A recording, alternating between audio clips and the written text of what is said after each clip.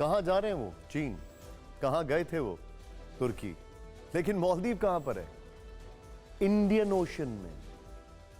अपनी रूट्स को नहीं छोड़ सकते। बड़ी बात यह है कि मालदीव के राष्ट्रपति चाहें कुछ भी करें, लेकिन उनकी भारत पे जो डिपेंडेंसी है वो अप्रत्याशित है। 1974 से state bank of India Maldives में एक बहुत बड़ा रोल प्ले कर रहा है। 1974 से मौजूद चीन में और मालदीव पर चीनी प्रोपेगेंडा का पर्दाफाश हो गया। ग्लोबल टाइम्स में लिखा गया कि चीन ने हमेशा मालदीव को एक समान भागीदार माना है, उसकी संप्रभुता का सम्मान किया है। नई दिल्ली को खुले विचारों वाला होना चाहिए, क्योंकि दक्षिण एशियाई देशों के साथ चीन का सहयोग जीरो सम गेम नहीं है।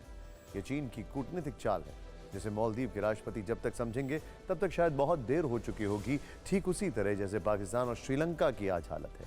मालदीव को यह समझना होगा कि उसका हित चीन के साथ ही नहीं, भारत के साथ है, और भारत ने मुंह फेरा तो मालदीव की अर्थव्यवस्था डूबने की कगार पर आ सकती है, क्योंकि मालदीव की अर्थव्यवस्था में भारतीय पर्यटकों पर एक बहुत बड़ा गेम है। 2023 में 2,02,000 भारतीय पर्यटक मालदीव गए हैं। पूरे पर्यटन का 23% इंडियन टूरिस्ट से आता है। सोचिए, 23%। साल 2022 में 2,41,000 गए थे भारतीय वहां पर। साल 2021 में 2,91,000।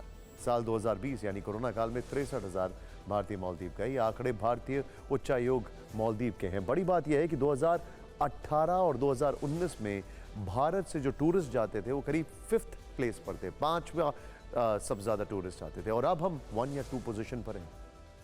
23% जो उनका टूरिज्म का हिस्सा है वो भारत से आता है, और उनके टूरिज्म पर उनकी इकोनॉमी 75% डिपेंडेंट है।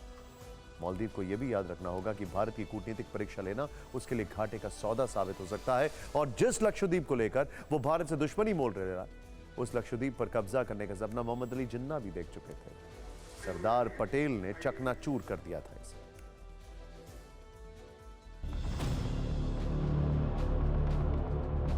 ये 1947 में भारत पाकिस्तान बंटवारे के बाद का किस्सा है। मुस्लिम बहुल इलाका होने के नाते जिन्ना की नापाक नजर लक्षद्वीप पर पड़ चुकी थी। पाकिस्तान इस पर कब्जा करना चाहता था। इससे एक फायदा उसको ये भी दिखा कि यहाँ से अरब सागर और हिंद महासागर दोनों पर नजर रखना आसान था। इसलिए पाकिस्तान बनते ही चंद रोज बाद लक्षद्वीप पर कब्जा करने के इरादे से वहां के तत्कालीन प्रधानमंत्री लियाकत अली खान ने अरब सागर में एक युद्धपोत रवाना कर दिया। भारत में उस समय के गृह मंत्री सरदार पटेल को पड़ोसी देश के इस इरादे की भनक लग चुकी थी। वो पाकिस्तान की नीयत को लेकर चौकन्ने हो गए। इतिहासकारों के मुताबिक उस समय पटेल ने दीवान बहादुर सर अरकोट रामास्वामी मुदालियर और अरकोट लक्ष्मण स्वामी मुदालियर यानी मुदालियर बंधुओं को लक्षद्वीप विजय की जिम्मेदारी सौंपी।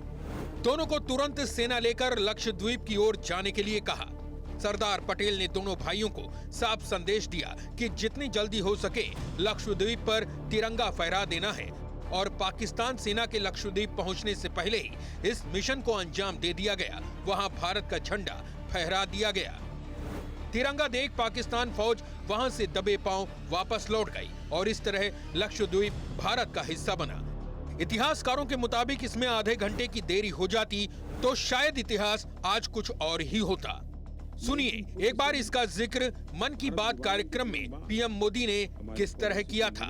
1947 में भारत विभाजन के तुरंत बाद हमारे पड़ोसी की नजर लक्षद्वीप पर थी, और उसने अपने झंडे के साथ जहाज भेजा था। सरदार पटेल को जैसे ही इस बात की जानकारी मिली, उन्होंने बगैर समय गंवाए, जरा भी देर किए बिना तुरंत कठोर कार्रवाई शुरू कर दी। बात जहां तक मालदीव की है, तो मालदीव भारत के एहसानों के को चीन के मुंह में भूल रहा है। उसे याद रखना होगा कि 1965 में मालदीव को मान्यता देने वाला पहला देश भारत है। 1972 में राजधानी माले में मिशन स्थापित किया गया। 1988 में तत्कालीन पीएम राजीव गांधी ने सेना भेजकर मोमुन अब्दुल गयूम की सरकार को तख्ता पलट से बचाया। 2004 के सुनामी के बाद 10 करोड़ की मदद की। 2014 में मालदीव में पेयजल संकट के वक्त पीएम मोदी ने भारत से पानी भेजा। 2018 से 2022 के बीच 1100 करोड़ रुपए की मदद की। State bank of India Maldives का बड़ा फाइनेंसर है। 1974 से मालदीव की रक्षा जरूरत भारत पूरी करता है। 10 साल में मालदीव के 1500 सैनिकों को ट्रेनिंग दे चुका है। 2010-2013 में हेलीकॉप्टर दिए हैं। 2020 में छोटा एयरक्राफ्ट दिया है। अस्पताल, क्रिकेट स्टेडियम, ब्रिज, रोड, मस्जिद, कॉलेज बनवाए। इंटरेस्टिंग बात क्या है? इंटरेस्टिंग बात यह है कि मालदीव के और भारत के संबंधों के इतिहास में सबसे बड़ा फैक्टर यह है कि भारत फर्स्ट रिस्पॉन्डर है हमेशा मालदीव की क्राइसिस के लिए।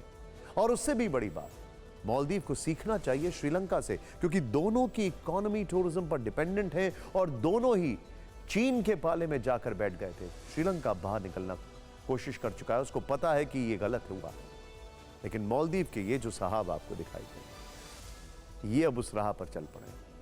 वैसे मालदीव से संबंधों का मजबूत रहना भारत के लिए भी जरूरी है। लक्षद्वीप से मालदीव की दूरी सिर्फ 700 किलोमीटर है।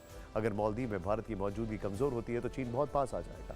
भारत का करीब 90% अंतर्राष्ट्रीय व्यापार हिंद महासागर के रूट से पूरा होता है। हिंद महासागर इलाके में सुरक्षा व्यवस्था कायम रखने में भारत की अहम भूमिका है। मालदीव से चीन की करीबी दोनों ही मामलों में समस्या पैदा कर सकती है। मालदीव सार्क का सदस्य देश है, जिसमें भारत एक मुख्य लीडर राष्ट्र की तरह है। संकट बरकरार रहा तो मालदीव सार्क से बाहर निकल सकता है। मालदीव एक सुन्नी मुस्लिम बहुल देश है। यहां से बड़ी संख्या में जवान सीरिया जाकर ISIS में भर्ती हुए हैं। कमजोर मालदीव कट्टरपंथियों की पनाहगाह बन सकता है।